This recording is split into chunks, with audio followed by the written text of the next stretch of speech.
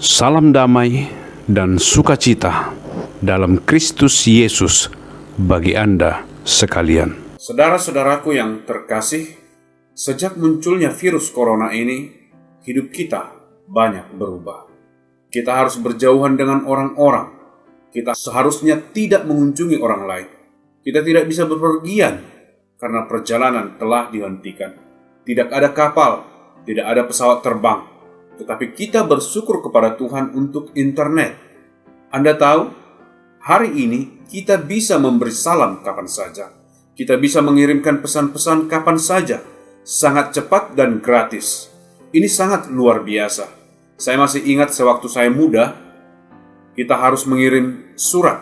Anda menulis surat, kita menempelkan perangko dan pergi ke kantor pos untuk mengirim suratnya, mengeluarkan uang dan membutuhkan banyak usaha dan membutuhkan berhari-hari lamanya untuk suratnya sampai.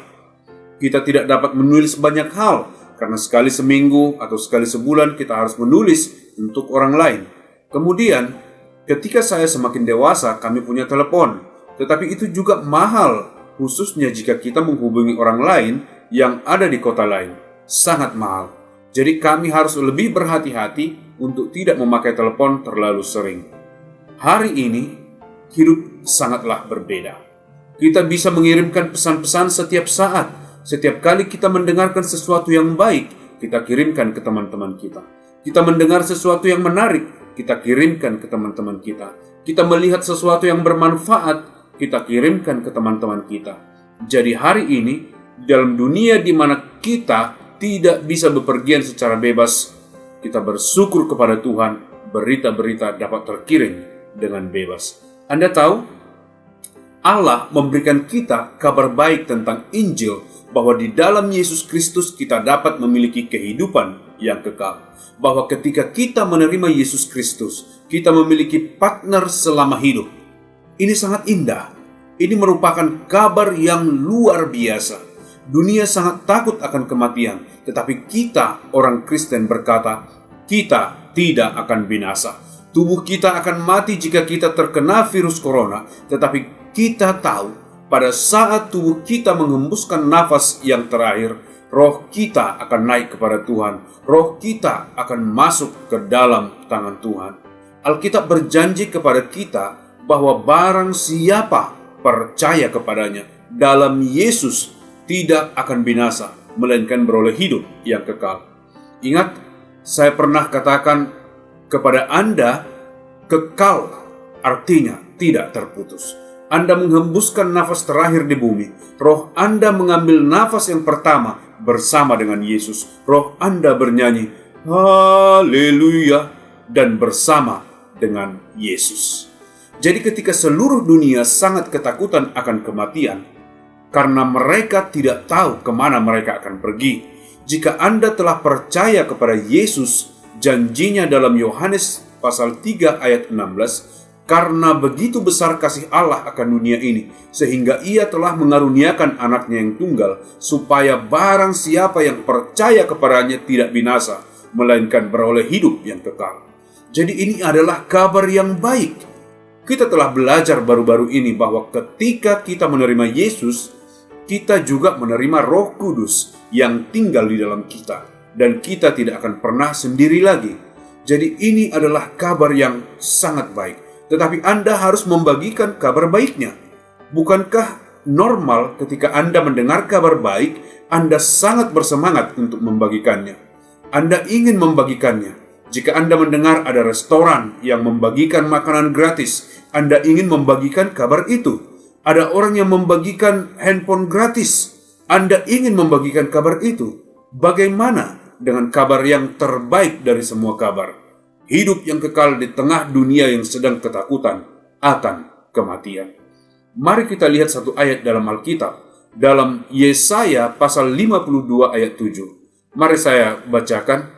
Betapa indahnya kelihatan dari puncak bukit-bukit berdatangan pembawa berita, yang mengabarkan berita damai dan memberitakan kabar baik, yang mengabarkan berita selamat dan berkata kepada Sion, Allahmu itu Raja. Wow, betapa indahnya menjadi orang yang membawa kabar baik, kabar damai, berita keselamatan, kehidupan yang kekal. Jadi, di waktu ini, kita mengirimkan pesan-pesan kepada teman-teman kita. Tetap berkomunikasi dengan teman-teman kita. Jangan hanya sekedar mengirimkan pesan Instagram, makanan menarik yang Anda makan, tempat bagus yang Anda kunjungi, resep masakan baru yang Anda dapat, sesuatu yang bagus yang ingin Anda bagikan. Mari bagikan kabar terbaik di atas semuanya. Pastikan kita membawa kabar ini dan sebarkan kepada dunia. Anda tahu virus corona menyebar begitu cepat karena satu orang terkena, dia batuk dan orang lain terkena. Kemudian dia batuk dan terus berlanjut. Dan segera virus yang bermula dari Cina beberapa bulan yang lalu menyebar ke seluruh dunia. Bagaimana itu tersebar? Dari satu orang ditularkan kepada orang lain. Itulah cara penyebaran virus. Tetapi kabar baik seharusnya tepat seperti ini. Seharusnya disebarkan dan disebarkan dan disebarkan dan terus berlanjut hingga seluruh dunia mendengar berita baik ini. Sampai sekarang, sebagian besar di dunia tidak memahami sama sekali. Bahkan banyak orang di gereja juga tidak memahami sama sekali tentang kabar baik ini. Banyak orang pergi ke gereja karena mereka lahir di sana. Karena itu merupakan bagian dari tradisi mereka untuk pergi ke gereja. Karena akan merasa bersalah jika tidak pergi ke gereja. Tetapi mereka tidak pernah mendengar dengan lebih jelas kabar baik tentang Yesus Kristus, tentang darahnya yang menyucikan kita dari segala dosa, tentang kita yang percaya akan beroleh hidup yang kekal. Jadi mari kita sebarkan, bukan virus. Mari kita sebarkan kabar baik ini kepada teman-teman kita dan dorong mereka untuk menyebarkan kabar baik ini kepada teman-teman mereka. Jadi apa yang Anda dengarkan hari ini di ponsel Anda, ketika Anda menonton atau mendengarkan ini, apa yang sedang saya katakan, kirimkan itu kepada orang lain dan katakan, sebarkan ini. Inilah virus yang ingin kita berikan kepada dunia. Bukan virus yang jahat yang mematikan, tetapi virus yang baik yang memberikan kehidupan yang kekal. Jadilah penyebar berita yang luar biasa ini. Tuhan memberkati.